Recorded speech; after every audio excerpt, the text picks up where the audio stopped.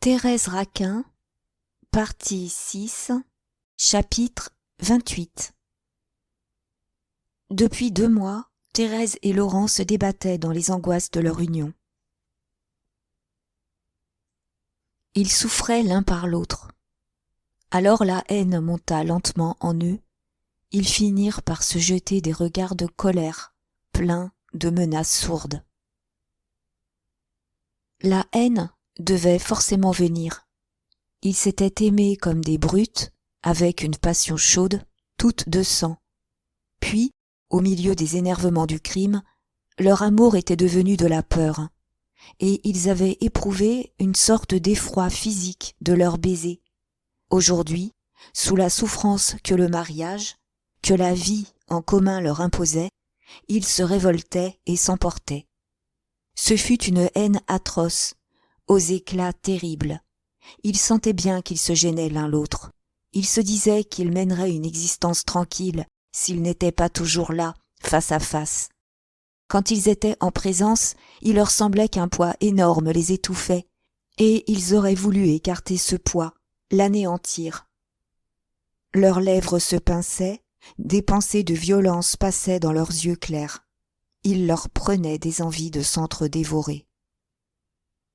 Au fond, une pensée unique les rongeait. Ils s'irritaient contre leurs crimes. Ils se désespéraient d'avoir à jamais troublé leur vie. De là venait toute leur colère et toute leur haine. Ils sentaient que le mal était incurable, qu'ils souffriraient jusqu'à leur mort du meurtre de Camille. Et cette idée de perpétuité dans la souffrance les exaspérait. Ne sachant sur qui frapper, ils s'en prenaient à eux-mêmes. Ils s'exécraient. Ils ne voulaient pas reconnaître tout haut que leur mariage était le châtiment fatal du meurtre. Ils se refusaient à entendre la voix intérieure qui leur criait la vérité en étalant devant eux l'histoire de leur vie. Et pourtant, dans les crises d'emportement qui les secouaient, ils lisaient chacun nettement au fond de leur colère. Ils devinaient les fureurs de leur être égoïste qui les avait poussés à l'assassinat pour contenter ses appétits, et qui ne trouvait dans l'assassinat qu'une existence désolée et intolérable. Ils se souvenaient du passé, ils savaient que leur espérance trompée de luxure et de bonheur paisible les amenait seuls au remords. S'ils avaient pu s'embrasser en paix et vivre en joie, ils n'auraient point pleuré Camille. Ils se seraient engraissés de leurs crimes. Mais leur corps s'était révolté, refusant le mariage, et ils se demandaient avec terreur où allaient les conduire l'épouvante et le dégoût. Ils n'apercevaient qu'un avenir effroyable de douleur, qu'un dénouement sinistre et violent.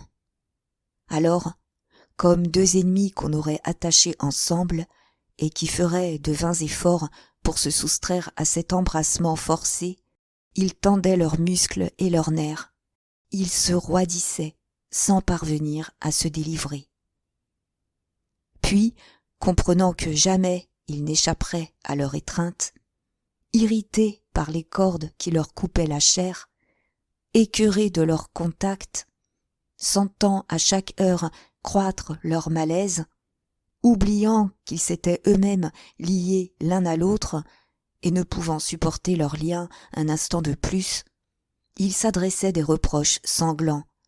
Ils essayaient de souffrir moins, de panser les blessures qu'ils se faisaient en s'injuriant, en s'étourdissant de leurs cris et de leurs accusations.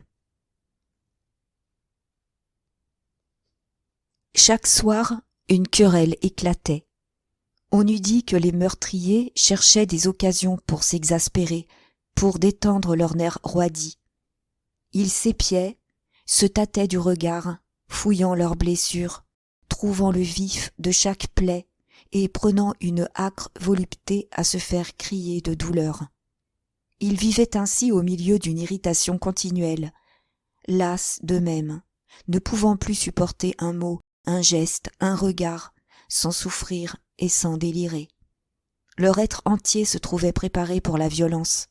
La plus légère impatience, la contrariété la plus ordinaire, grandissaient d'une façon étrange dans leur organisme détraqué et devenaient tout d'un coup grosses de brutalité. Un rien soulevait un orage qui durait jusqu'au lendemain.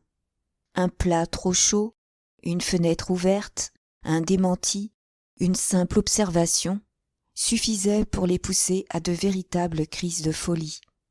Et toujours, à un moment de la dispute, ils se jetaient le noyer à la face. De parole en parole, ils en arrivaient à se reprocher la noyade de Saint-Ouen. Alors ils voyaient rouge. Ils s'exaltaient jusqu'à la rage. C'étaient des scènes atroces, des étouffements, des coups, des cris ignobles, des brutalités honteuses. D'ordinaire, Thérèse et Laurent s'exaspéraient ainsi après le repas. Ils s'enfermaient dans la salle à manger pour que le bruit de leur désespoir ne fût pas entendu. Là, ils pouvaient se dévorer à l'aise, au fond de cette pièce humide, de cette sorte de caveau que la lampe éclairait de lueurs jaunâtres. Leur voix, au milieu du silence et de la tranquillité de l'air, prenait des sécheresses déchirantes. Et ils ne cessaient que lorsqu'ils étaient brisés de fatigue. Alors seulement ils pouvaient aller goûter quelques heures de repos. Leurs querelles devinrent comme un besoin pour eux, comme un moyen de gagner le sommeil en hébétant leurs nerfs. Madame Raquin les écoutait. Elle était là sans cesse, dans son fauteuil, les mains pendantes sur les genoux, la tête droite, la face muette. Elle entendait tout, et sa chair morte n'avait pas un frisson. Ses yeux s'attachaient sur les meurtriers avec une fixité aiguë. Son martyre devait être atroce. Elle sut ainsi, détail par détail, les faits qui avaient précédé et suivi le meurtre de Camille. Elle descendit peu à peu dans les saletés et les crimes de ceux qu'elle avait appelés ses chers enfants. Les querelles des époux la mirent au courant des moindres circonstances, étalèrent devant son esprit terrifié, un à un, les épisodes de l'horrible aventure. Et à mesure qu'elle pénétrait plus avant dans cette boue sanglante, elle criait grâce, elle croyait toucher le fond de l'infamie, et il lui fallait descendre encore. Chaque soir, elle apprenait quelques nouveaux détails. Toujours l'affreuse histoire s'allongeait devant elle. Il lui semblait qu'elle était perdue dans un rêve d'horreur qui n'aurait pas de fin. Le premier aveu avait été brutal et écrasant, mais elle souffrait davantage de ces coups répétés, de ces petits faits que les époux laissaient échapper au milieu de leur emportement et qui éclairaient le crime de lueurs sinistres.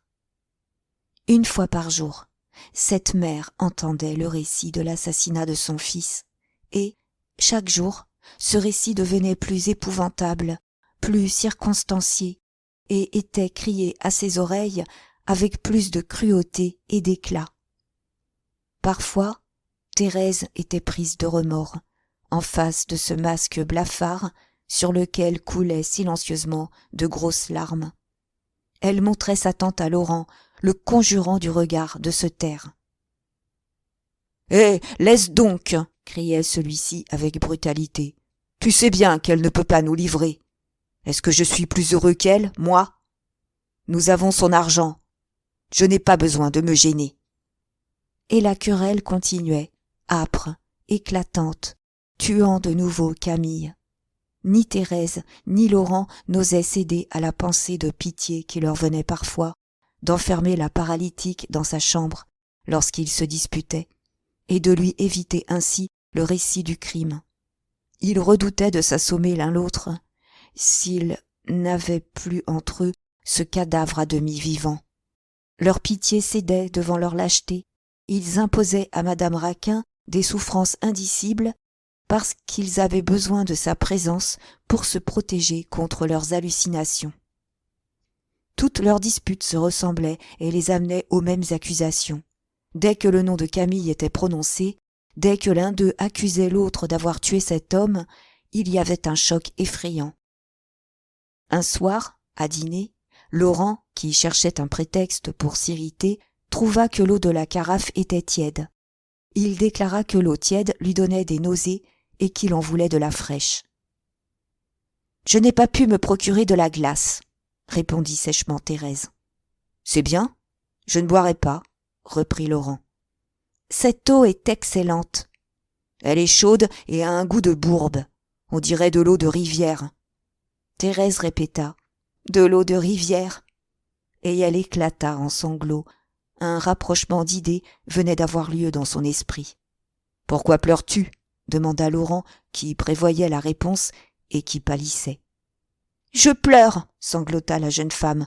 « Je pleure parce que... Tu le sais bien. Oh mon Dieu, c'est toi qui l'as tué. »« Tu mens » cria l'assassin avec véhémence. « Avoue que tu mens. Si je l'ai jeté à la Seine, c'est que tu m'as poussé à ce meurtre. »« Moi ! Oui, toi. Ne fais pas l'ignorante. Ne m'oblige pas à te faire avouer de force la vérité. J'ai besoin que tu confesses ton crime, que tu acceptes ta part dans l'assassinat. Cela me tranquillise et me soulage. »« Mais ce n'est pas moi qui ai noyé Camille. »« Si, 1000 fois si, c'est toi. Oh, tu feins l'étonnement et l'oubli. Attends, je vais rappeler tes souvenirs. » Il se leva de table, se pencha vers la jeune femme et, le visage en feu, lui cria dans la face. « Tu étais au bord de l'eau, tu te souviens ? Et je t'ai dit tout bas, je vais le jeter à la rivière. Alors tu as accepté, tu es entré dans la barque. Tu vois bien que tu l'as assassiné avec moi. »« Ce n'est pas vrai. J'étais folle, je ne sais plus ce que j'ai fait. Mais je n'ai jamais voulu le tuer. Toi seul as commis le crime. » Ces dénégations torturaient Laurent. Comme il le disait, l'idée d'avoir une complice le soulageait. Il aurait tenté, s'il l'avait osé, de se prouver à lui-même que toute l'horreur du meurtre retombait sur Thérèse. Il lui venait des envies de battre la jeune femme pour lui faire confesser qu'elle était la plus coupable. Il se mit à marcher de long en large, criant, délirant, suivi par les regards fixes de madame Raquin. « Ah, la misérable, balbutiait-il d'une voix étranglée. Elle veut me rendre fou. Et n'es-tu pas monté un soir dans ma chambre comme une prostituée? Ne m'as-tu pas saoulé de tes caresses pour me décider à te débarrasser de ton mari? Il te déplaisait. Il sentait l'enfant malade, me disais-tu, lorsque je venais te voir ici. Il y a 3 ans, est-ce que je pensais à tout cela, moi? Est-ce que j'étais un coquin? Je vivais tranquille, en honnête homme, ne faisant de mal à personne.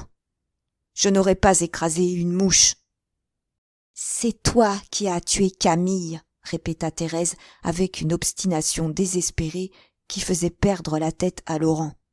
« Non, c'est toi, je te dis que c'est toi, » reprit-il avec un éclat terrible. « Vois-tu, ne m'exaspère pas, cela pourrait mal finir. Comment, malheureuse, tu ne te rappelles rien? Tu t'es livrée à moi comme une fille, là, dans la chambre de ton mari. Tu m'y as fait connaître des voluptés qui m'ont affolée. Avoue que tu avais calculé tout cela, que tu haïssais Camille et que depuis longtemps tu voulais le tuer. Tu m'as sans doute pris pour amant afin de me heurter contre lui et de le briser. »« Ce n'est pas vrai. C'est monstrueux ce que tu dis là. Tu n'as pas le droit de me reprocher ma faiblesse. Je puis dire, comme toi, qu'avant de te connaître, j'étais une honnête femme qui n'avait jamais fait de mal à personne. Si je t'ai rendu fou, tu m'as rendu plus folle encore. Ne nous disputons pas, entends-tu, Laurent? J'aurais trop de choses à te reprocher. »« Qu'aurais-tu donc à me reprocher? »« Non, rien. Tu ne m'as pas sauvé de moi-même. Tu as profité de mes abandons. Tu t'es plu à désoler ma vie.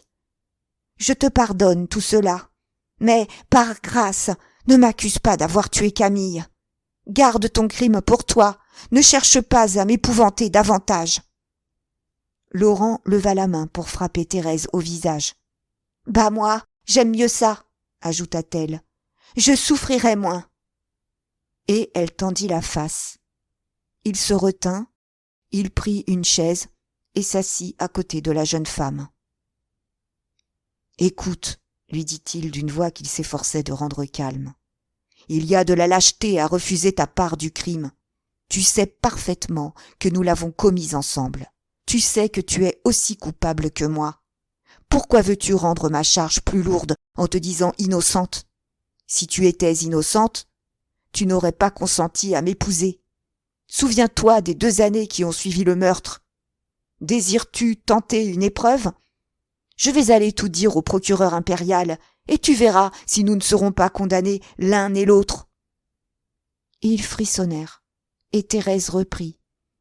« Les hommes me condamneraient peut-être, mais Camille sait bien que tu as tout fait. Il ne me tourmente pas la nuit comme il te tourmente. » « Camille me laisse en repos, » dit Laurent, pâle et tremblant. « C'est toi qui le vois passer dans tes cauchemars. Je t'ai entendu crier. »« Ne dis pas cela !» s'écria la jeune femme avec colère. « Je n'ai pas crié. Je ne veux pas que le spectre vienne. Oh, je comprends. Tu cherches à le détourner de toi. Je suis innocente !» Ils se regardèrent terrifiés, brisés de fatigue, craignant d'avoir évoqué le cadavre du noyé. Leur querelle finissait toujours ainsi. Ils protestaient de leur innocence, ils cherchaient à se tromper eux-mêmes pour mettre en fuite les mauvais rêves. Leurs continuels efforts tendaient à rejeter à tour de rôle la responsabilité du crime, à se défendre comme devant un tribunal, en faisant mutuellement peser sur eux les charges les plus graves. Le plus étrange était qu'ils ne parvenaient pas à être dupes de leur serment, qu'ils se rappelaient parfaitement tous deux les circonstances de l'assassinat. Ils lisaient des aveux dans leurs yeux, lorsque leurs lèvres se donnaient des démentis. C'étaient des mensonges puérils, des affirmations ridicules, la dispute toute de mots de 2 misérables qui mentaient pour mentir, sans pouvoir se cacher qu'ils mentaient. Successivement, ils prenaient le rôle d'accusateurs et, bien que jamais le procès qu'ils se faisaient n'eût amené un résultat, ils le recommençaient chaque soir avec un acharnement cruel. Ils savaient qu'il ne se prouverait rien, qu'ils ne parviendraient pas à effacer le passé, et ils tentaient toujours cette besogne. Ils revenaient toujours à la charge, aiguillonnés par la douleur et l'effroi, vaincus à l'avance par l'accablante réalité. Le bénéfice le plus net qu'ils tiraient de leur dispute était de produire une tempête de mots et de cris dont le tapage les étourdissait un moment. Et tant que duraient leurs emportements, tant qu'ils accusaient, la paralytique ne les quittait pas du regard. Une joie ardente luisait dans ses yeux lorsque Laurent levait sa large main sur la tête de Thérèse. Chapitre 29. Une nouvelle phase se déclara. Thérèse, poussée à bout par la peur, ne sachant où trouver une pensée consolante, se mit à pleurer le noyé tout haut devant Laurent. Il y eut un brusque affaissement en elle. Ses nerfs trop tendus se brisèrent. Sa nature sèche et violente s'amollit. Déjà, elle avait eu des attendrissements pendant les premiers jours du mariage. Ces attendrissements revinrent, comme une réaction nécessaire et fatale. Lorsque la jeune femme eut lutté de toute son énergie nerveuse contre le spectre de Camille, lorsqu'elle eut vécu pendant plusieurs mois sourdement irritée, révoltée contre ses souffrances, cherchant à les guérir par les seules volontés de son être, elle éprouva tout d'un coup une telle lassitude qu'elle plia et fut vaincue. Alors, redevenue femme, petite fille même, ne se sentant plus la force de se roidir, de se tenir fiévreusement debout en face de ses épouvantes, elle se jeta dans la pitié, dans les larmes et les regrets, espérant y trouver quelque soulagement. Elle essaya de tirer parti des faiblesses de chair et d'esprit qui la prenaient. Peut-être le noyé, qui n'avait pas cédé devant ses irritations, céderait-il devant ses pleurs?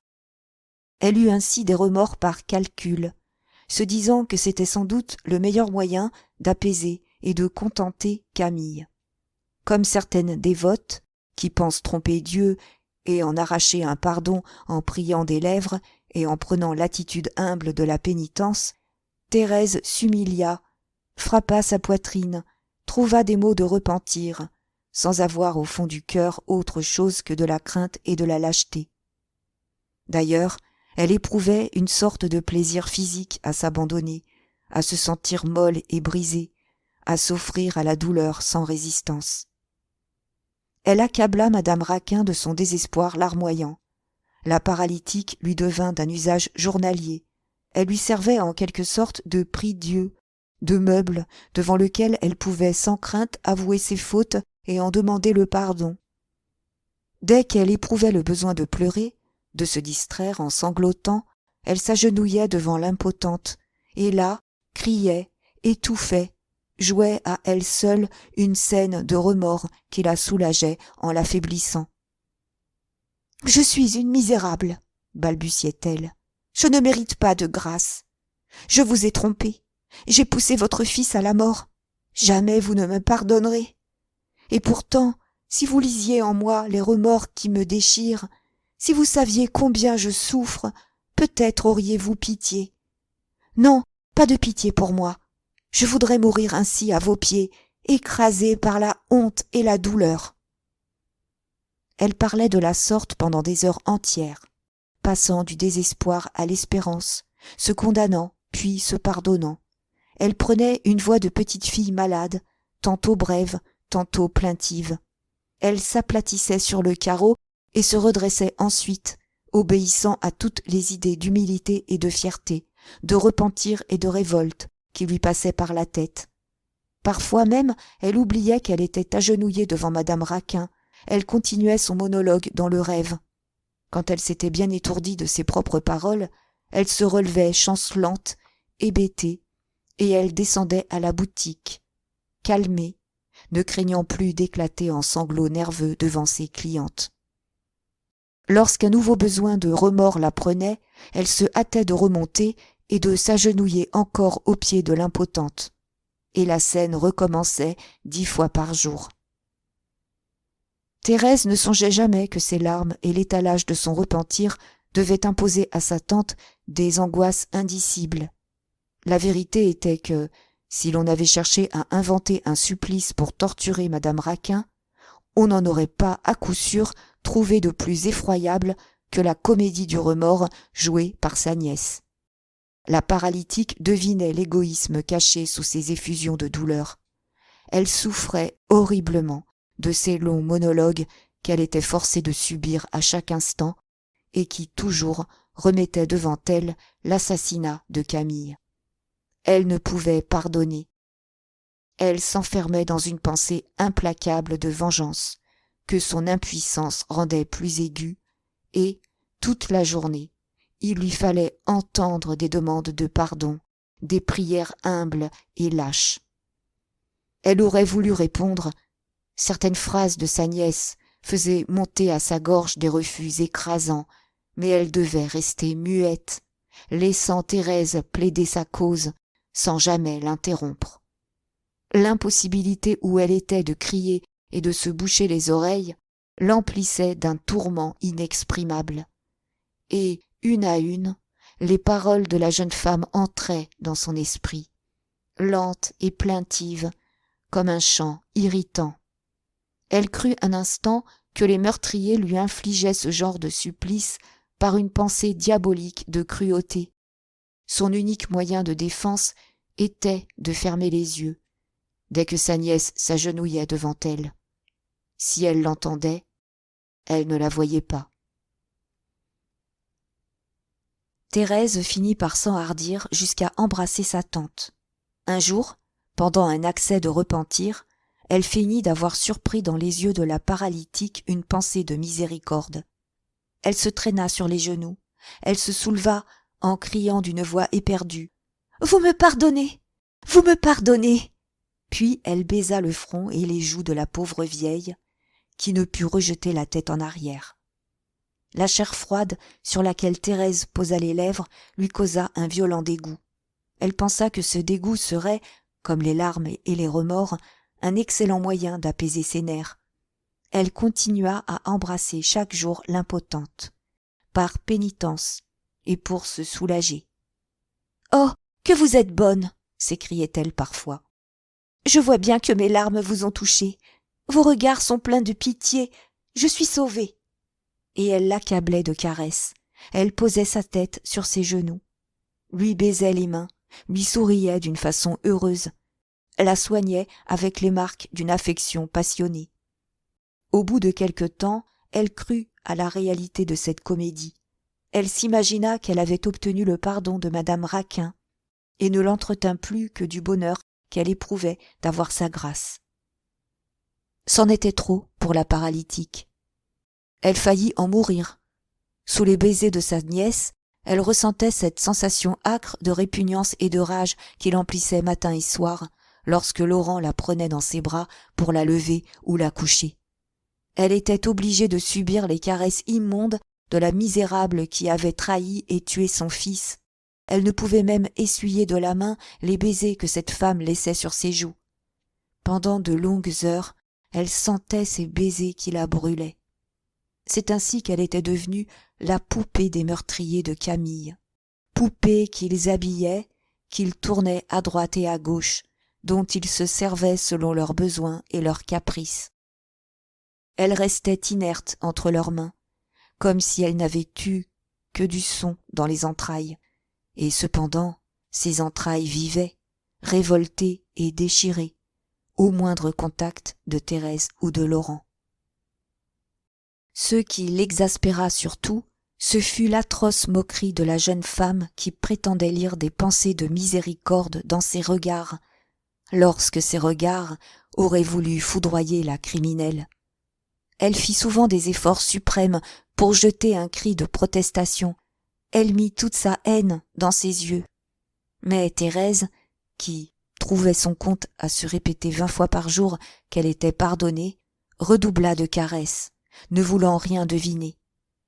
Il fallut que la paralytique acceptât des remerciements et des effusions que son cœur repoussait. Elle vécut, dès lors, pleine d'une irritation amère et impuissante, en face de sa nièce, assouplie, qui cherchait des tendresses adorables pour la récompenser de ce qu'elle nommait sa bonté céleste. Lorsque Laurent était là, et que sa femme s'agenouillait devant madame Raquin, il la relevait avec brutalité. « Pas de comédie, lui disait-il. Est-ce que je pleure? Est-ce que je me prosterne, moi? Tu fais tout cela pour me troubler. » Le remords de Thérèse l'agitait étrangement. Il souffrait davantage depuis que sa complice se traînait autour de lui, les yeux rougis par les larmes, les lèvres suppliantes. La vue de ce regret vivant redoublait ses effrois, augmentait son malaise. C'était comme un reproche éternel qui marchait dans la maison. Puis, il craignait que le repentir ne poussât un jour sa femme à tout révéler. Il aurait préféré qu'elle restât roidie et menaçante, se défendant avec âpreté contre ses accusations. Mais elle avait changé de tactique. Elle reconnaissait volontiers maintenant la part qu'elle avait prise au crime. Elle s'accusait elle-même. Elle se faisait molle et craintive, et partait de là pour implorer la rédemption avec des humilités ardentes. Cette attitude irritait Laurent. Leur querelle était, chaque soir, plus accablante et plus sinistre. « Écoute, disait Thérèse à son mari, nous sommes de grands coupables. Il faut nous repentir si nous voulons goûter quelque tranquillité. Vois, depuis que je pleure, je suis plus paisible. Imite-moi. Disons ensemble que nous sommes justement punis d'avoir commis un crime horrible. »« Bah, répondait brusquement Laurent, dis ce que tu voudras. Je te sais diablement habile et hypocrite. Pleure si cela peut te distraire. Mais, je t'en prie, ne me casse pas la tête avec tes larmes. »« Ah, tu es mauvais. Tu refuses le remords. Tu es lâche. Cependant, tu as pris Camille en traître. »« Veux-tu dire que je suis seul coupable ? » ?»« Non, je ne dis pas cela. Je suis coupable, plus coupable que toi. J'aurais dû sauver mon mari de tes mains. Oh, je connais toute l'horreur de ma faute, mais je tâche de me la faire pardonner, et j'y réussirai. Laurent, tandis que toi, tu continueras à mener une vie désolée. Tu n'as pas même le cœur d'éviter à ma pauvre tante la vue de tes ignobles colères.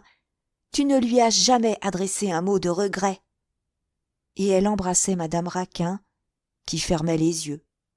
Elle tournait autour d'elle, remontant l'oreiller qui lui soutenait la tête, lui prodiguant 1000 amitiés. Laurent était exaspéré. « Eh, laisse-la » criait-il. « Tu ne vois pas que ta vue et tes soins lui sont odieux ? Si elle pouvait lever la main, elle te souffletterait. » Les paroles lentes et plaintives de sa femme, ses attitudes résignées, le faisaient peu à peu entrer dans des colères aveugles. Il voyait bien quelle était sa tactique. Elle voulait ne plus faire cause commune avec lui, se mettre à part, au fond de ses regrets, afin de se soustraire aux étreintes du noyer. Par moments, il se disait qu'elle avait peut-être pris le bon chemin, que les larmes la guériraient de ses épouvantes, et il frissonnait à la pensée d'être seul à souffrir, seul à avoir peur. Il aurait voulu se repentir, lui aussi, jouer tout au moins la comédie du remords, pour essayer. Mais il ne pouvait trouver les sanglots et les mots nécessaires. Il se rejetait dans la violence, il secouait Thérèse pour l'irriter et la ramener avec lui dans la folie furieuse. La jeune femme s'étudiait à rester inerte, à répondre par des soumissions larmoyantes aux cris de sa colère, à se faire d'autant plus humble et plus repentante qu'il se montrait plus rude. Laurent montait ainsi jusqu'à la rage. Pour mettre le comble à son irritation, Thérèse finissait toujours par faire le panégyrique de Camille, par étaler les vertus de sa victime.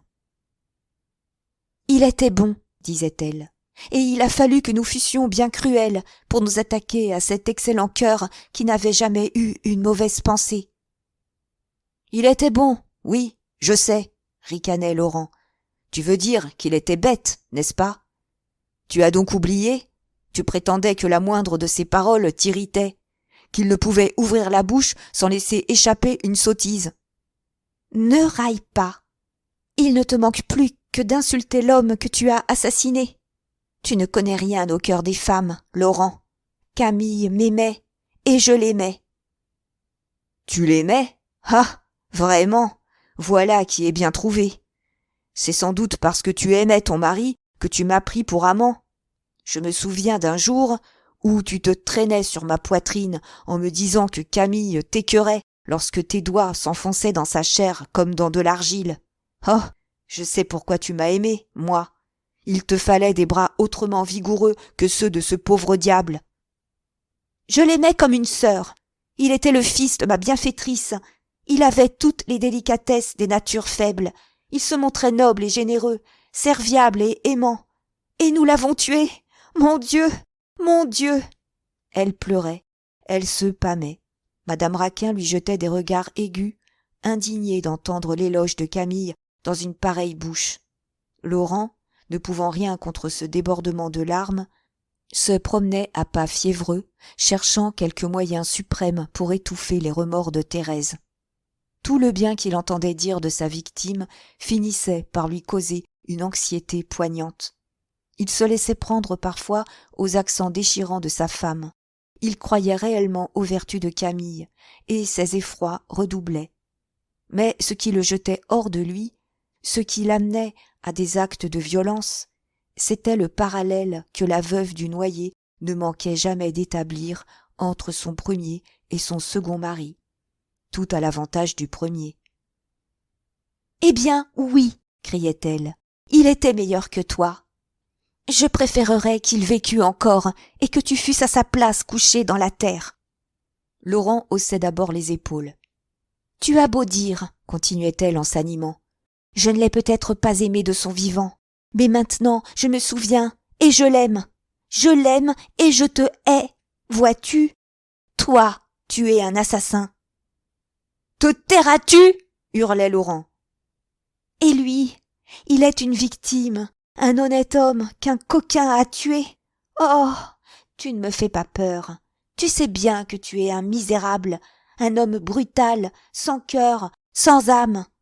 Comment veux-tu que je t'aime, maintenant que te voilà couvert du sang de Camille ?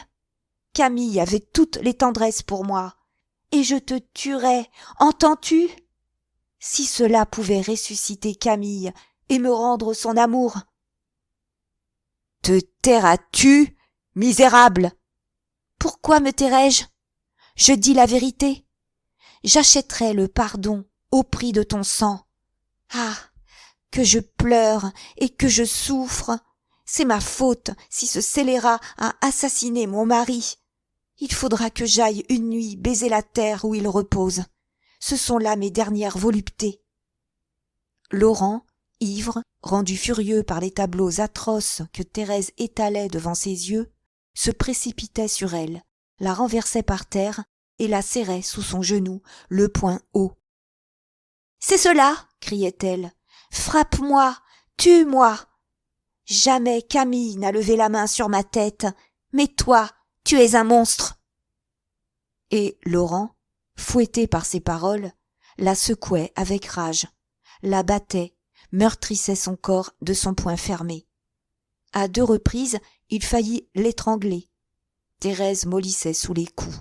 Elle goûtait une volupté âpre à être frappée. Elle s'abandonnait, elle s'offrait, elle provoquait son mari pour qu'il l'assommât davantage. C'était encore là un remède contre les souffrances de sa vie. Elle dormait mieux la nuit, quand elle avait été bien battue le soir. Madame Raquin goûtait des délices cuisantes, lorsque Laurent traînait ainsi sa nièce sur le carreau, lui labourant le corps de coups de pied.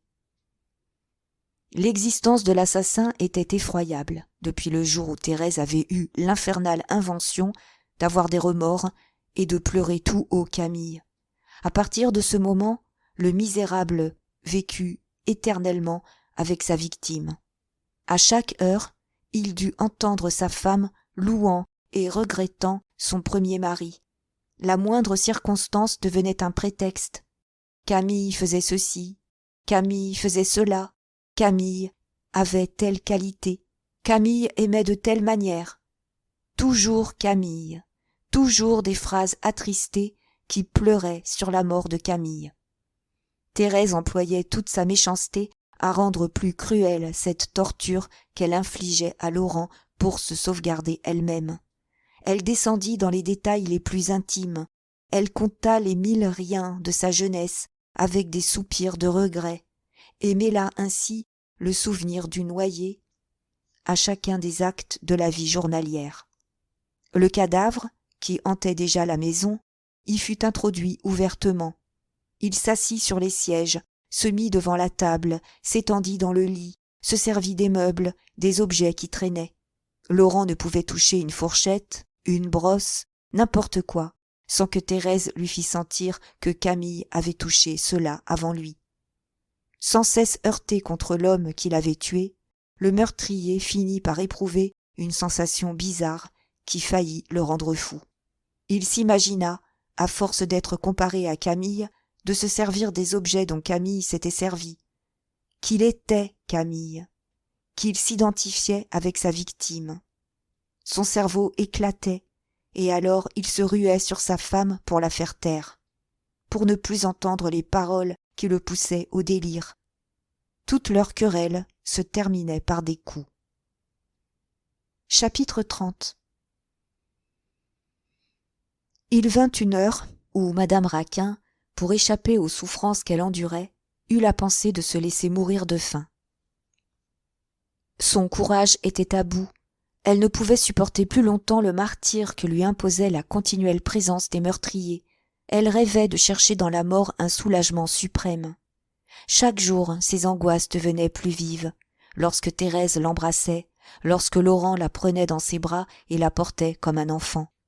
Elle décida qu'elle échapperait à ses caresses et à ses étreintes qui lui causaient d'horribles dégoûts.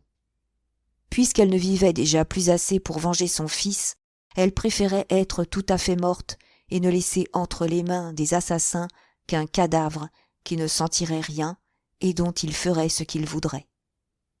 Pendant 2 jours, elle refusa toute nourriture, mettant ses dernières forces à serrer les dents, rejetant ce qu'on réussissait à lui introduire dans la bouche. Thérèse était désespérée. Elle se demandait, au pied de quelle borne elle irait pleurer et se repentir quand sa tante ne serait plus là. Elle lui tint d'interminables discours pour lui prouver qu'elle devait vivre. Elle pleura, elle se fâcha même, retrouvant ses anciennes colères, ouvrant les mâchoires de la paralytique comme on ouvre celles d'un animal qui résiste. Madame Raquin tenait bon. C'était une lutte odieuse. Laurent restait parfaitement neutre et indifférent. Il s'étonnait de la rage que Thérèse mettait à empêcher le suicide de l'impotente. Maintenant que la présence de la vieille femme leur était inutile, il souhaitait sa mort. Il ne l'aurait pas tuée, mais, puisqu'elle désirait mourir, il ne voyait pas la nécessité de lui en refuser les moyens. « Eh, laisse-la donc !» criait-il à sa femme. « Ce sera un bon débarras. Nous serons peut-être plus heureux quand elle ne sera plus là. » Cette parole, répétée à plusieurs reprises devant elle, causa à madame Raquin une étrange émotion. Elle eut peur que l'espérance de Laurent ne se réalisât, qu'après sa mort, le ménage ne goûtât des heures calmes et heureuses. Elle se dit qu'elle était lâche de mourir, qu'elle n'avait pas le droit de s'en aller avant d'avoir assisté au dénouement de la sinistre aventure. Alors seulement, elle pourrait descendre dans la nuit, pour dire à Camille « Tu es vengée ». La pensée du suicide lui devint lourde, lorsqu'elle songea, tout d'un coup, à l'ignorance qu'elle emporterait dans la tombe. Là, au milieu du froid et du silence de la terre, elle dormirait, éternellement tourmentée par l'incertitude où elle serait du châtiment de ses bourreaux. Pour bien dormir du sommeil de la mort, il lui fallait s'assoupir dans la joie cuisante de la vengeance. Il lui fallait emporter un rêve de haine satisfaite, un rêve qu'elle ferait pendant l'éternité. Elle prit les aliments que sa nièce lui présentait. Elle consentit à vivre encore. D'ailleurs, elle voyait bien que le dénouement ne pouvait être loin. Chaque jour, la situation entre les époux devenait plus tendue, plus insoutenable. Un éclat, qui devait tout briser, était imminent. Thérèse et Laurent se dressaient plus menaçants l'un devant l'autre, à toute heure. Ce n'était plus seulement la nuit qu'ils souffraient de leur intimité. Leur journée entière se passait au milieu d'anxiété, de crises déchirantes. Tout leur devenait effroi et souffrance. Ils vivaient dans un enfer, se meurtrissant, rendant amer et cruel ce qu'ils faisaient et ce qu'ils disaient, voulant se pousser l'un l'autre au fond du gouffre qu'ils sentaient sous leurs pieds, et tombant à la fois. La pensée de la séparation leur était bienvenue à tous deux. Ils avaient rêvé, chacun de son côté, de fuir, d'aller goûter quelque repos, loin de ce passage du Pont-Neuf dont l'humidité et la crasse semblaient faites pour leur vie désolée. Mais ils n'osaient, ils ne pouvaient se sauver, ne point se déchirer mutuellement, ne point rester là pour souffrir et se faire souffrir, leur paraissait impossible. Ils avaient l'entêtement de la haine et de la cruauté. Une sorte de répulsion et d'attraction les écartait et les retenait à la fois. Ils éprouvaient cette sensation étrange de deux personnes qui, après s'être querellées, veulent se séparer et qui cependant reviennent toujours pour se crier de nouvelles injures.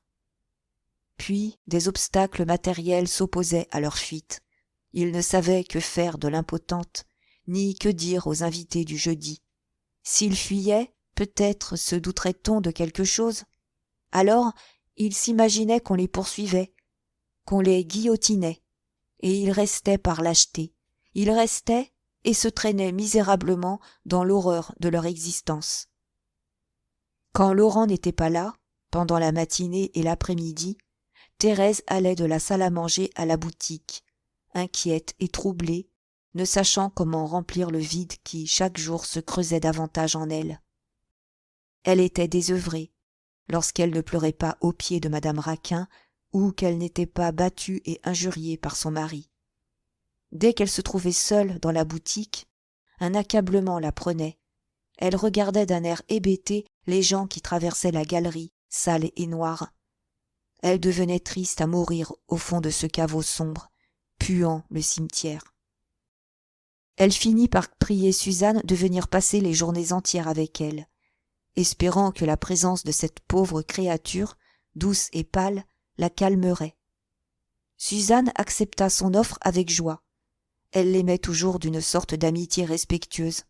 Depuis longtemps, elle avait le désir de venir travailler avec elle, pendant qu'Olivier était à son bureau. Elle apporta sa broderie et prit, derrière le comptoir, la place vide de madame Raquin. Thérèse, à partir de ce jour, délaissa un peu sa tante. Elle monta moins souvent pleurer sur ses genoux et baiser sa face morte. Elle avait une autre occupation. Elle écoutait, avec des efforts d'intérêt, les bavardages lents de Suzanne qui parlait de son ménage, des banalités de sa vie monotone. Cela l'attirait d'elle-même. Elle se surprenait parfois à s'intéresser à des sottises, ce qui la faisait ensuite sourire amèrement. Peu à peu, elle perdit toute la clientèle qui fréquentait la boutique. Depuis que sa tante était étendue en haut dans son fauteuil, elle laissait le magasin se pourrir.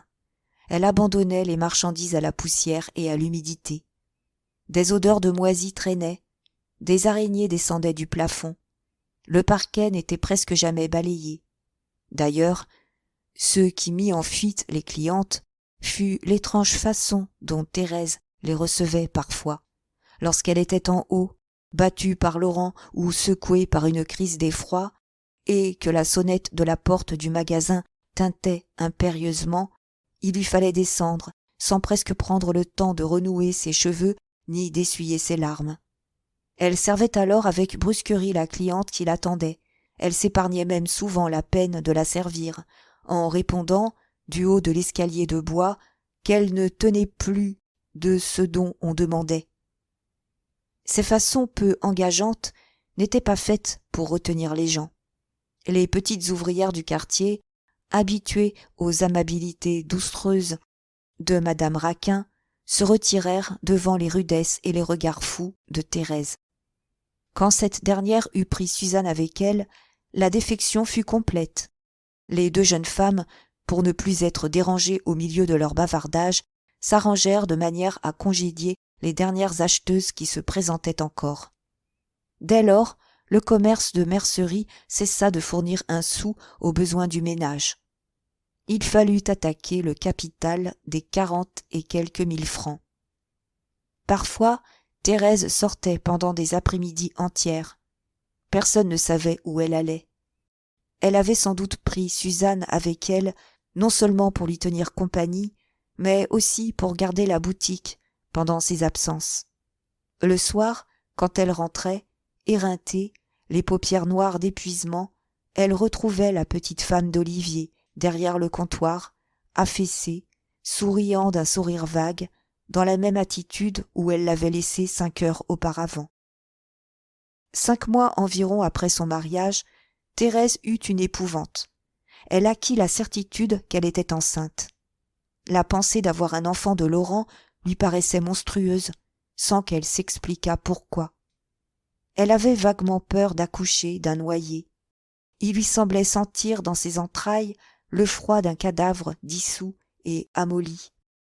À tout prix, elle voulut débarrasser son sein de cet enfant qui la glaçait et qu'elle ne pouvait porter davantage. Elle ne dit rien à son mari, et, un jour, après l'avoir cruellement provoqué, comme il levait le pied contre elle, elle présenta le ventre. Elle se laissa frapper ainsi à en mourir. Le lendemain, elle faisait une fausse couche. De son côté, Laurent menait une existence affreuse. Les journées lui semblaient d'une longueur insupportable. Chacune d'elles ramenait les mêmes angoisses, les mêmes ennuis lourds, qui l'accablaient à heure fixe avec une monotonie et une régularité écrasantes. Il se traînait dans sa vie, épouvanté chaque soir par le souvenir de la journée et par l'attente du lendemain. Il savait que, désormais, tous ses jours se ressembleraient, que tous lui apporteraient d'égales souffrances, et il voyait les semaines, les mois, les années qui l'attendaient, sombres et implacables, venant à la file, tombant sur lui et l'étouffant peu à peu. Lorsque l'avenir est sans espoir, le présent prend une amertume ignoble. Laurent n'avait plus de révolte. Il s'avachissait, il s'abandonnait au néant qui s'emparait déjà de son être. L'oisiveté le tuait. Dès le matin, il sortait, ne sachant où aller, écœuré à la pensée de faire ce qu'il avait fait la veille, et forcé, malgré lui, de le faire de nouveau. Il se rendait à son atelier, par habitude, par manie. Cette pièce, aux murs gris, d'où l'on ne voyait qu'un carré désert de ciel, l'emplissait d'une tristesse morne. Il se vautrait sur son divan, les bras pendants, la pensée alourdie. D'ailleurs, il n'osait plus toucher à un pinceau. Il avait fait de nouvelles tentatives, et toujours la face de Camille s'était mise à ricaner sur la toile. Pour ne pas glisser à la folie, il finit par jeter sa boîte à couleurs dans un coin, par s'imposer la paresse la plus absolue. Cette paresse forcée lui était d'une lourdeur incroyable. L'après-midi, il se questionnait avec angoisse pour savoir ce qu'il ferait. Il restait pendant une demi-heure sur le trottoir de la rue Mazarine, à se consulter, à hésiter sur les distractions qu'il pourrait prendre. Il repoussait l'idée de remonter à son atelier.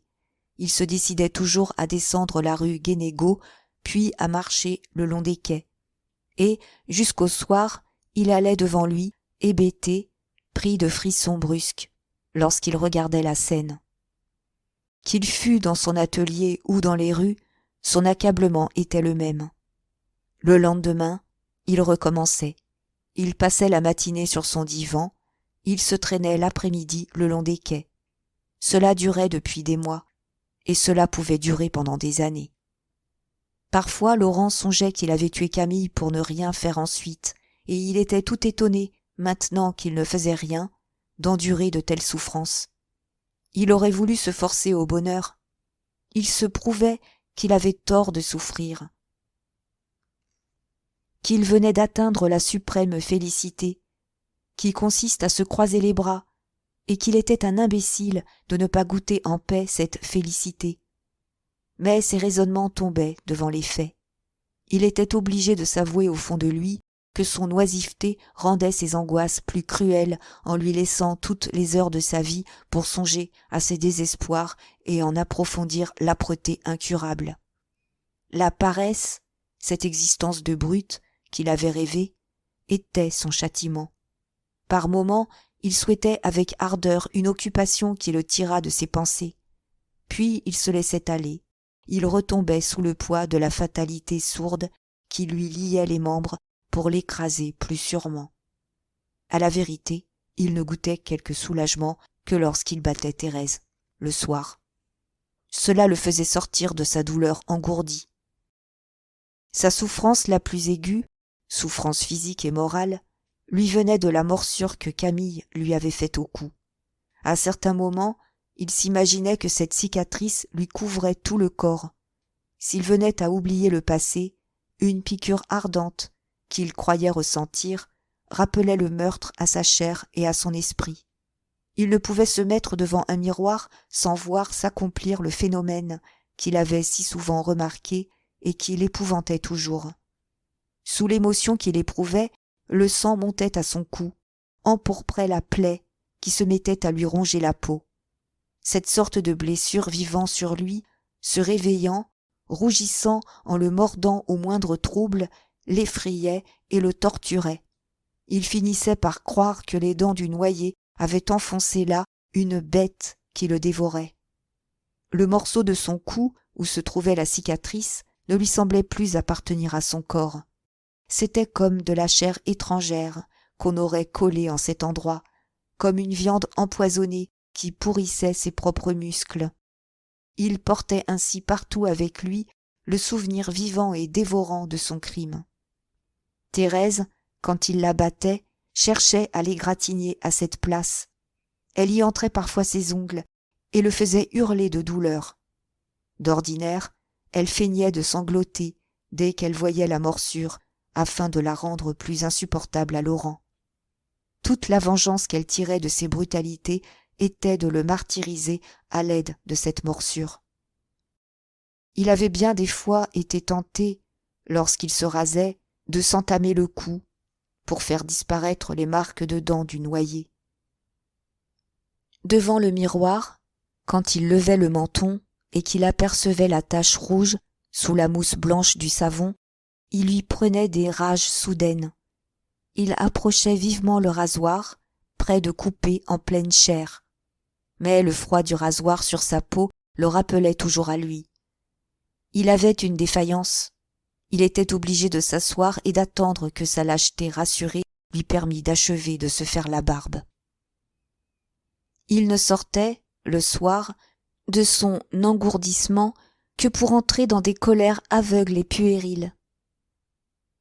Lorsqu'il était las de se quereller avec Thérèse et de la battre, il donnait, comme les enfants, des coups de pied dans les murs.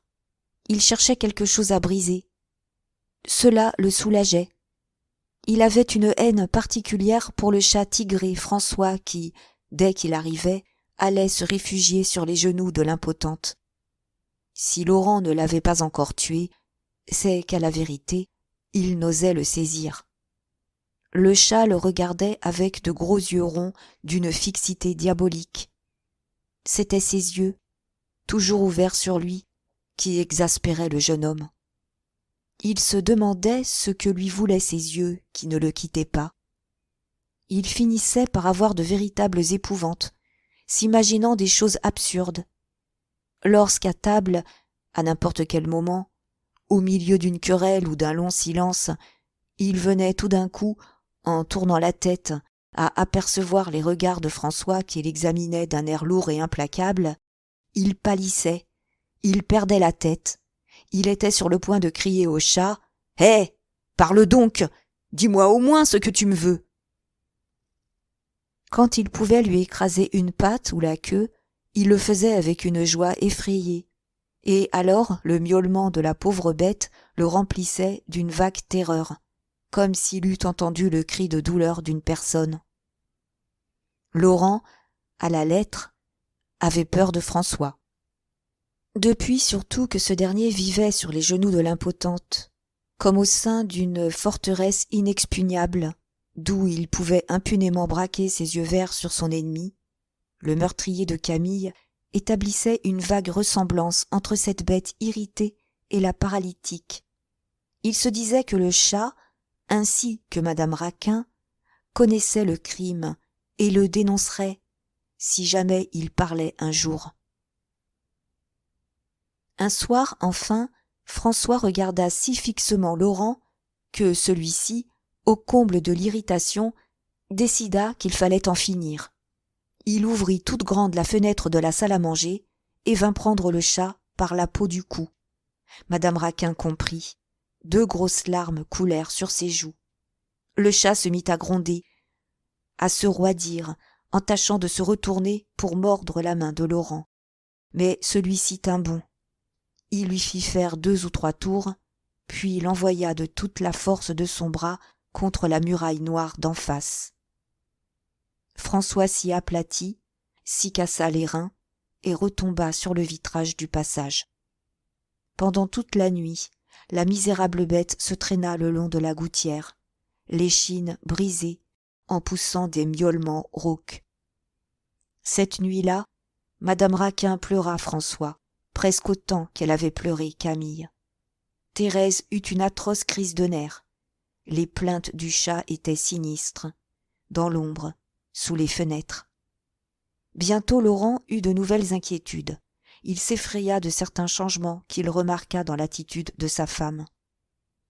Thérèse devint sombre, taciturne. Elle ne prodigua plus à madame Raquin des effusions de repentir, des baisers reconnaissants. Elle reprenait devant la paralytique des airs de cruauté froide, d'indifférence égoïste. On eût dit qu'elle avait essayé du remords, et que, le remords n'ayant pas réussi à la soulager, elle s'était tournée vers un autre remède. Sa tristesse venait sans doute de son impuissance à calmer sa vie. Elle regarda l'impotente avec une sorte de dédain, comme une chose inutile qui ne pouvait même plus servir à sa consolation. Elle ne lui accorda que les soins nécessaires pour ne pas la laisser mourir de faim. À partir de ce moment, muette, accablée, elle se traîna dans la maison. Elle multiplia ses sorties, s'absenta jusqu'à 4 et 5 fois par semaine. Ces changements surprirent et alarmèrent Laurent. Il crut que le remords, prenant une nouvelle forme chez Thérèse, se manifestait maintenant par cet ennui morne qu'il remarquait en elle. Cet ennui lui parut bien plus inquiétant que le désespoir bavard dont elle l'accablait auparavant. Elle ne disait plus rien, elle ne le querellait plus, elle semblait tout garder au fond de son être. Il aurait mieux aimé l'entendre épuiser sa souffrance que de la voir ainsi repliée sur elle-même.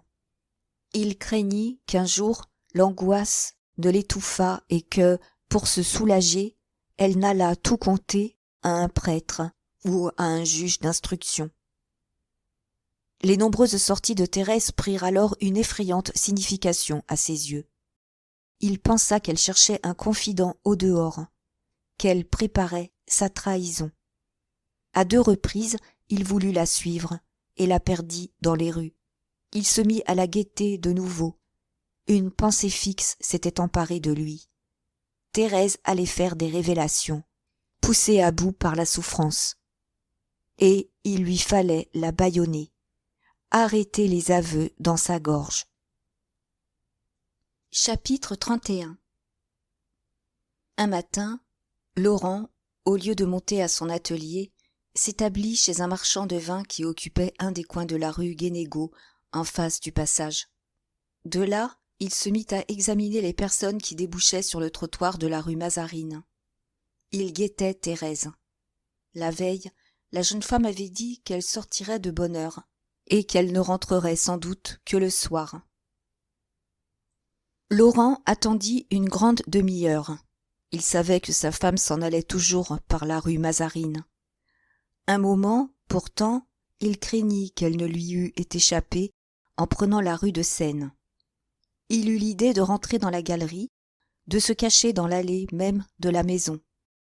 Comme il s'impatientait, il vit Thérèse sortir vivement du passage. Elle était vêtue d'étoffe claire, et, pour la première fois, il remarqua qu'elle s'habillait comme une fille, avec une robe à longue traîne. Elle se dandinait sur le trottoir d'une façon provocante, regardant les hommes, relevant si haut le devant de sa jupe, en la prenant à poignée, qu'elle montrait tout le devant de ses jambes, ses bottines lacées et ses bas blancs. Elle remonta la rue Mazarine. Laurent la suivit. Le temps était doux. La jeune femme marchait lentement, la tête un peu renversée, les cheveux dans le dos. Les hommes qui l'avaient regardée de face se retournaient pour la voir par derrière. Elle prit la rue de l'école de médecine. Laurent fut terrifié. Il savait qu'il y avait quelque part près de là un commissariat de police. Il se dit qu'il ne pouvait plus douter, que sa femme allait sûrement le livrer. Alors il se promit de s'élancer sur elle, si elle franchissait la porte du commissariat, de la supplier, de la battre, de la forcer à se taire. Au coin d'une rue, elle regarda un sergent de ville qui passait, et il trembla de lui voir aborder ce sergent de ville. Il se cacha dans le creux d'une porte, saisi de la crainte soudaine d'être arrêté sur-le-champ s'il se montrait. Cette course fut pour lui une véritable agonie, tandis que sa femme s'étalait au soleil sur le trottoir, traînant ses jupes, nonchalante et impudique. Il venait derrière elle, pâle et frémissant, se répétant que tout était fini, qu'il ne pourrait se sauver et qu'on le guillotinerait. Chaque pas qu'il lui voyait faire lui semblait un pas de plus vers le châtiment. La peur lui donnait une sorte de conviction aveugle. Les moindres mouvements de la jeune femme ajoutaient à sa certitude. Il la suivait. Il allait où elle allait, comme on va au supplice. Brusquement, en débouchant sur l'ancienne place Saint-Michel, Thérèse se dirigea vers un café qui faisait alors le coin de la rue Monsieur-le-Prince. Elle s'assit au milieu d'un groupe de femmes et d'étudiants, à une des tables posées sur le trottoir. Elle donna familièrement des poignées de main à tout ce monde. Puis elle se fit servir une absinthe. Elle semblait à l'aise. Elle causait avec un jeune homme blond qui l'attendait sans doute là depuis quelque temps. 2 filles vinrent se pencher sur la table qu'elle occupait, et se mirent à la tutoyer de leurs voix enrouées. Autour d'elle, les femmes fumaient des cigarettes. Les hommes embrassaient les femmes en pleine rue, devant les passants, qui ne tournaient seulement pas la tête. Les gros mots, les rires gras arrivaient jusqu'à Laurent, demeuré immobile de l'autre côté de la place, sous une porte cochère. Lorsque Thérèse eut achevé son absinthe, elle se leva, prit le bras du jeune homme blond et descendit la rue de la Harpe. Laurent les suivit jusqu'à la rue Saint-André-des-Arts. Là, il les vit entrer dans une maison meublée. Il resta au milieu de la chaussée, les yeux levés, regardant la façade de la maison. Sa femme se montra un instant à une fenêtre ouverte du second étage. Puis il crut distinguer les mains du jeune homme blond qui se glissaient autour de la taille de Thérèse. La fenêtre se ferma avec un bruit sec. Laurent comprit. Sans attendre davantage, il s'en alla tranquillement, rassuré, heureux. Bah, se disait-il en descendant vers les quais, cela vaut mieux. Comme ça, elle a une occupation. Elle ne songe pas à mal. Elle est diablement plus fine que moi. Ce qui l'étonnait, c'était de ne pas avoir eu le premier l'idée de se jeter dans le vice. Il pouvait y trouver un remède contre la terreur. Il n'y avait pas pensé, parce que sa chair était morte et qu'il ne se sentait plus le moindre appétit de débauche. L'infidélité de sa femme le laissait parfaitement froid. Il n'éprouvait aucune révolte de sang et de nerfs à la pensée qu'elle se trouvait entre les bras d'un autre homme. Au contraire, cela lui paraissait plaisant. Il lui semblait qu'il avait suivi la femme d'un camarade, et il riait du bon tour que cette femme jouait à son mari. Thérèse lui était devenue étrangère à ce point qu'il ne l'entendait plus vivre dans sa poitrine. Il l'aurait vendue et livrée 100 fois pour acheter une heure de calme. Il se mit à flâner, jouissant de la réaction brusque et heureuse qui venait de le faire passer de l'épouvante à la paix. Il remerciait presque sa femme d'être allée chez un amant lorsqu'il croyait qu'elle se rendait chez un commissaire de police. Cette aventure avait un dénouement tout imprévu qui le surprenait d'une façon agréable. Ce qu'il vit de plus clair dans tout cela, c'est qu'il avait eu tort de trembler, et qu'il devait à son tour goûter du vice pour voir si le vice ne le soulagerait pas en étourdissant ses pensées.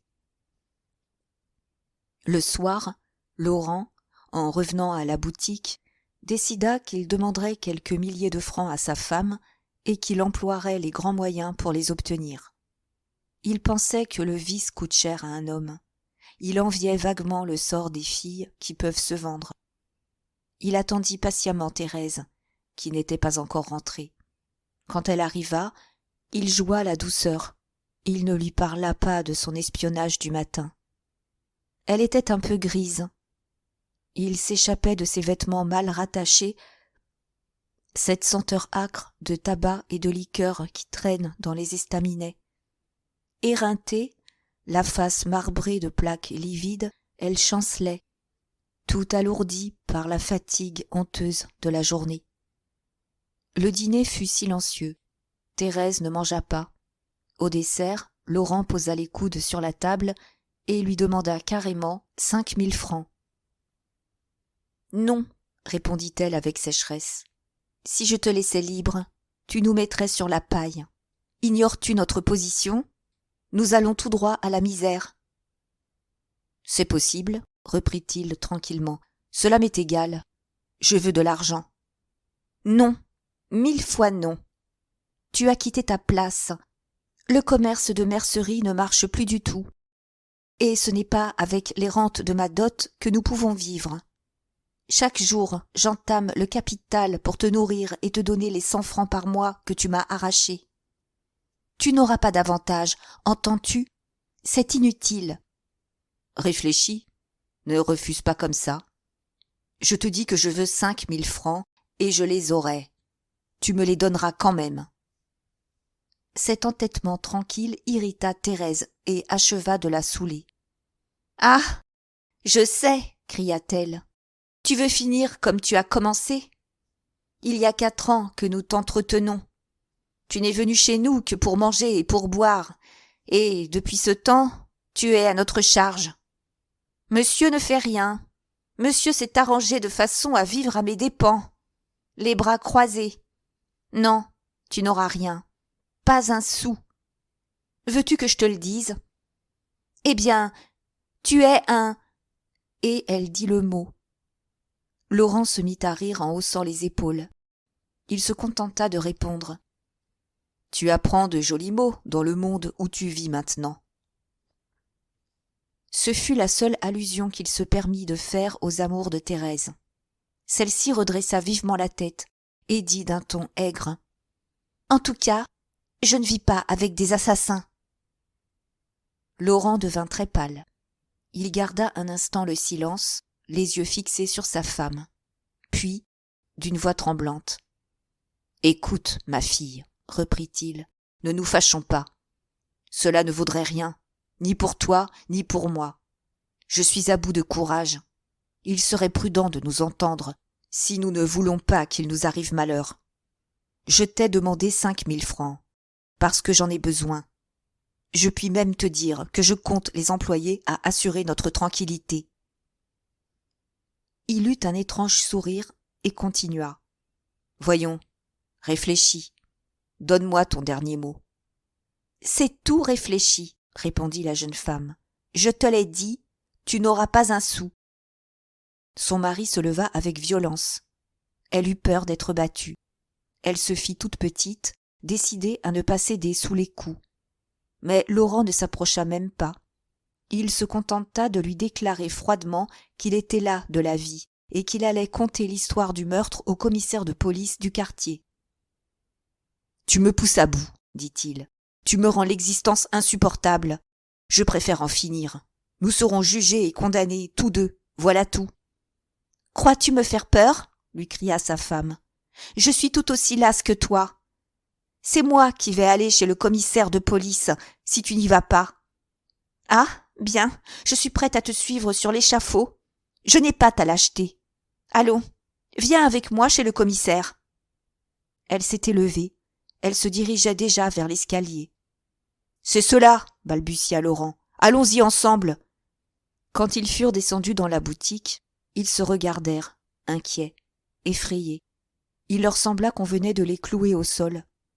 Les quelques secondes qu'ils avaient mises à franchir l'escalier de bois leur avaient suffi pour leur montrer, dans un éclair, les conséquences d'un aveu.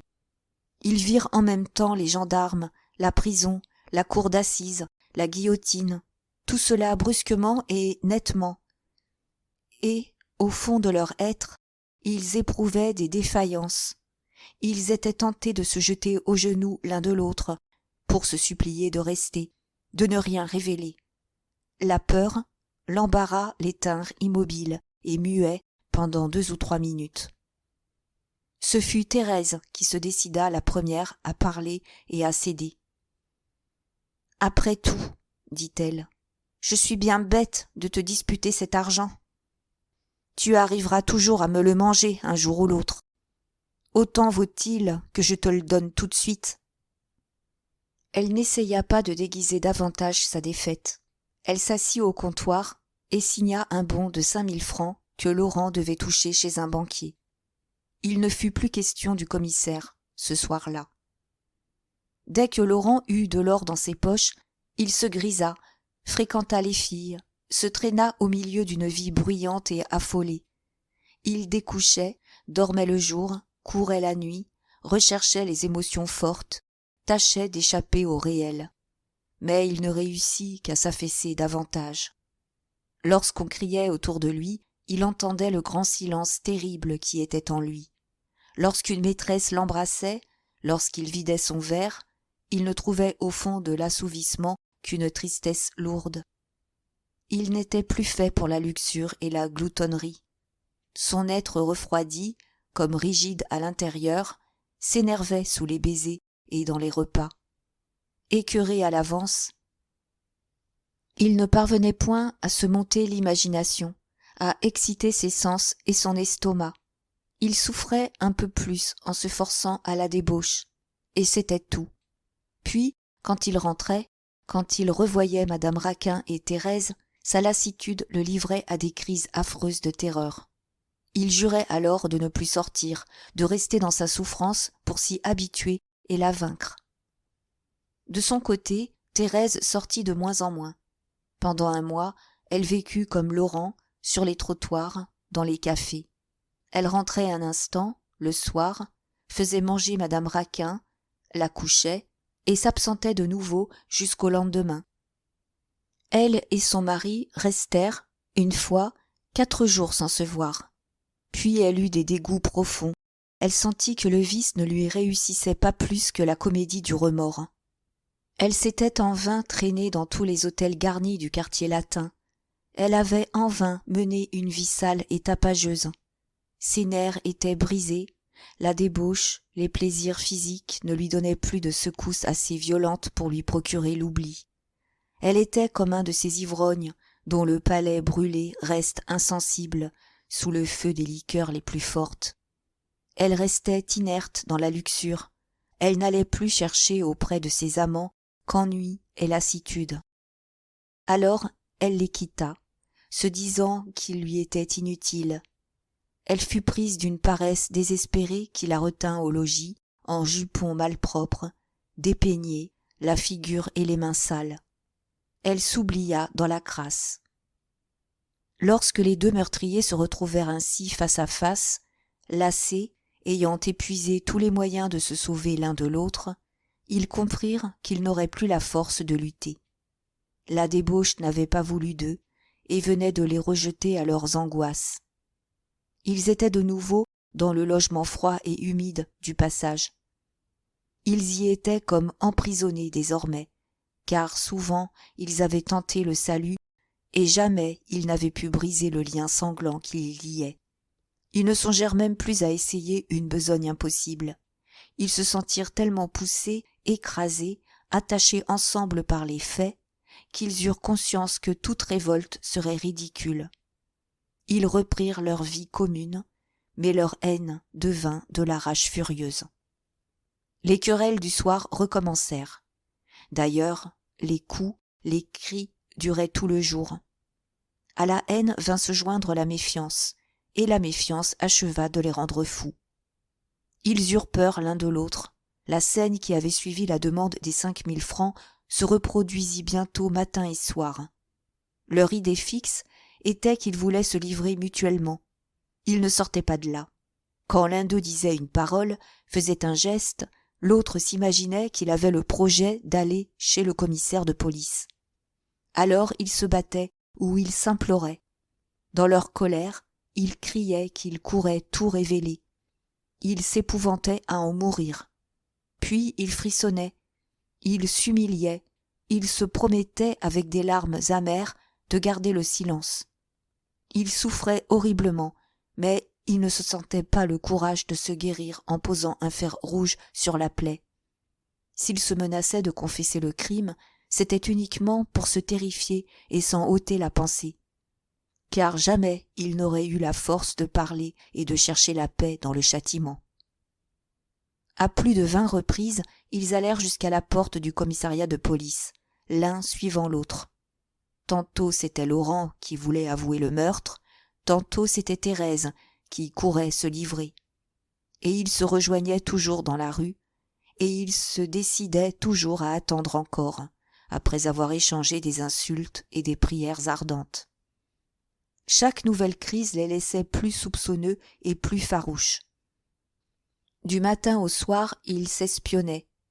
Laurent ne quittait plus le logement du passage, et Thérèse ne le laissait plus sortir seule.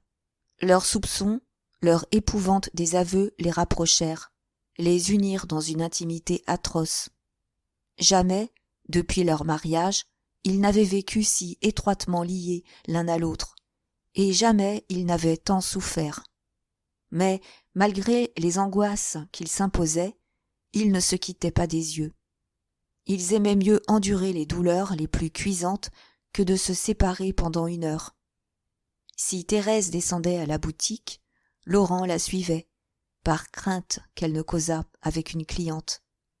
Si Laurent se tenait sur la porte, regardant les gens qui traversaient le passage, Thérèse se plaçait à côté de lui, pour voir s'il ne parlait à personne. Le jeudi soir, quand les invités étaient là, les meurtriers s'adressaient des regards suppliants. Ils s'écoutaient avec terreur, s'attendant chacun à quelque aveu de son complice, donnant aux phrases commencées des sens compromettants.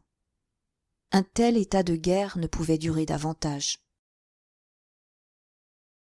Thérèse et Laurent en arrivèrent, chacun de son côté, à rêver d'échapper par un nouveau crime aux conséquences de leur premier crime. Il fallait absolument que l'un d'eux disparût pour que l'autre goûtât quelque repos. Cette réflexion leur vint en même temps. Tous deux sentirent la nécessité pressante d'une séparation. Tous deux voulurent une séparation éternelle. Le meurtre, qui se présenta à leurs pensées, leur sembla fatal, naturel, forcément amené par le meurtre de Camille. Ils ne le discutèrent même pas. Ils en acceptèrent le projet comme le seul moyen de salut. Laurent décida qu'il tuerait Thérèse, parce que Thérèse le gênait, qu'elle pouvait le perdre d'un mot et qu'elle lui causait des souffrances insupportables. Thérèse décida qu'elle tuerait Laurent pour les mêmes raisons. La résolution bien arrêtée d'un assassinat les calma un peu. Ils prirent leurs dispositions. D'ailleurs, ils agissaient dans la fièvre, sans trop de prudence.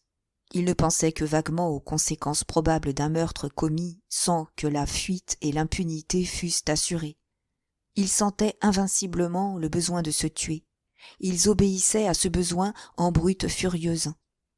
Ils ne se seraient pas livrés pour leur premier crime qu'ils avaient dissimulé avec tant d'habileté, et ils risquaient la guillotine en commettant un second, qu'ils ne songeaient seulement pas à cacher. Il y avait là une contradiction de conduite qu'ils ne voyaient même point. Ils se disaient simplement que s'ils parvenaient à fuir, ils iraient vivre à l'étranger, après avoir pris tout l'argent.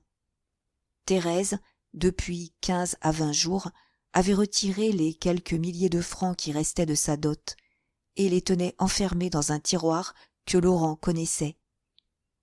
Ils ne se demandèrent pas un instant ce que deviendrait madame Raquin. Laurent avait rencontré, quelques semaines auparavant, un de ses anciens camarades de collège, alors préparateur chez un chimiste célèbre qui s'occupait beaucoup de toxicologie.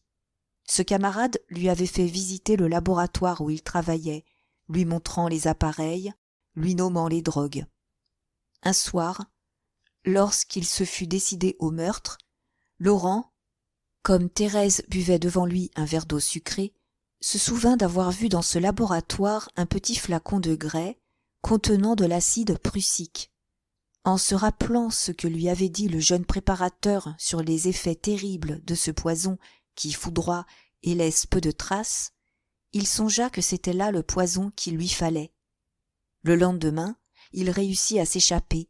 Il rendit visite à son ami et, pendant que celui-ci avait le dos tourné, il vola le petit flacon de grès. Le même jour, Thérèse profita de l'absence de Laurent pour faire repasser un grand couteau de cuisine avec lequel on cassait le sucre et qui était fort ébréché. Elle cacha le couteau dans un coin du buffet. Chapitre 32. Le jeudi qui suivit, la soirée chez les Raquin, comme les invités continuaient à appeler le ménage de leurs hôtes, fut d'une gaieté toute particulière. Elle se prolongea jusqu'à 11h30. Grivet, en se retirant, déclara ne jamais avoir passé des heures plus agréables. Suzanne, qui était enceinte, parla tout le temps à Thérèse de ses douleurs et de ses joies. Thérèse semblait l'écouter avec un grand intérêt. Les yeux fixes, les lèvres serrées, elle penchait la tête par moments. Ses paupières, qui se baissaient, couvraient d'ombre tout son visage. Laurent, de son côté, prêtait une attention soutenue au récit du vieux Michaud et d'Olivier. Ces messieurs ne tarissaient pas, et Grivet ne parvenait qu'avec peine à placer un mot entre deux phrases du père et du fils. D'ailleurs, il avait pour eux un certain respect. Il trouvait qu'ils parlaient bien. Ce soir-là, la causerie ayant remplacé le jeu, il s'écria naïvement que la conversation de l'ancien commissaire de police l'amusait presque autant qu'une partie de domino. Depuis près de 4 ans que les Michaud et Grivet passaient les jeudis soirs chez les Raquin, ils ne s'étaient pas fatigués une seule fois de ces soirées monotones qui revenaient avec une régularité énervante. Jamais ils n'avaient soupçonné un instant le drame qui se jouait dans cette maison, si paisible et si douce, lorsqu'ils y entraient. Olivier prétendait d'ordinaire, par une plaisanterie d'homme de police, que la salle à manger sentait l'honnête homme. Grivet, pour ne pas rester en arrière, l'avait appelé le temple de la paix. À 2 ou 3 reprises, dans les derniers temps, Thérèse expliqua les meurtrissures qui lui marbraient le visage en disant aux invités qu'elle était tombée. Aucun d'eux, d'ailleurs, n'aurait reconnu les marques du poing de Laurent. Ils étaient convaincus que le ménage de leurs hôtes était un ménage modèle, tout de douceur et d'amour. La paralytique n'avait plus essayé de leur révéler les infamies qui se cachaient derrière la morne tranquillité des soirées du jeudi. En face des déchirements des meurtriers, devinant la crise qui devait éclater un jour ou l'autre, amenée par la succession fatale des événements, elle finit par comprendre que les faits n'avaient pas besoin d'elle. Dès lors, elle s'effaça. Elle laissa agir les conséquences de l'assassinat de Camille qui devait tuer les assassins à leur tour. Elle pria seulement le ciel de lui donner assez de vie pour assister au dénouement violent qu'elle prévoyait.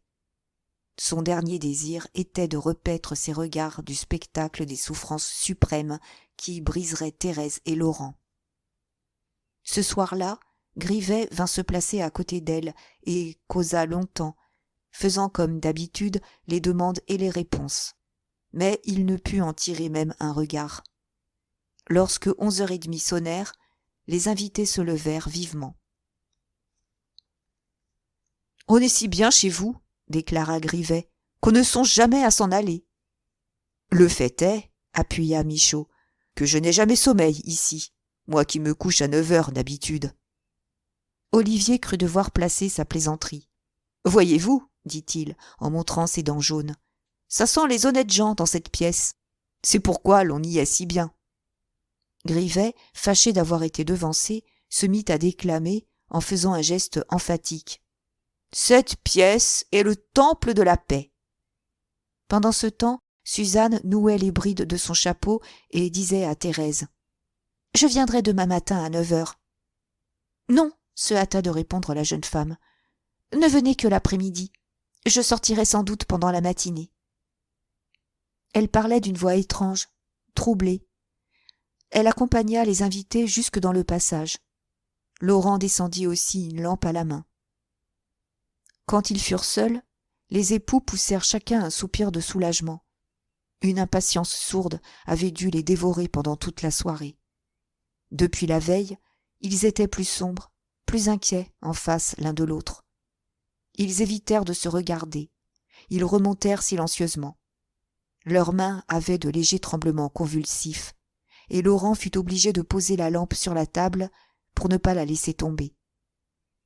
Avant de coucher madame Raquin, ils avaient l'habitude de mettre en ordre la salle à manger, de préparer un verre d'eau sucrée pour la nuit, d'aller et de venir ainsi autour de la paralytique, jusqu'à ce que tout fût prêt.